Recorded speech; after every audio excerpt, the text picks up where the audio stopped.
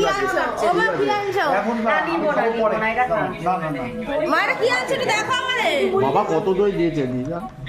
খাবে না কেন? না লাড্ডু আমি খাবো না, লাড্ডু আমার আরো তো আমি যে চারটা খাবো নাকি? আমি খাই না বেশি। আমি খাবো না, লাড্ডু আমার অনেক খাওয়া হয়। কি রাম পিছন পিছন লাড্ডু। টান তো চলে এসেছি ভেজ থালি আর নন ভেজ থালি নিয়ে। মায়ের হাতের ভেজ থালি আর নন ভেজ থালি দুটোই আমার খুব ভালো লাগে, কারণ আজকে হচ্ছে শনিবার।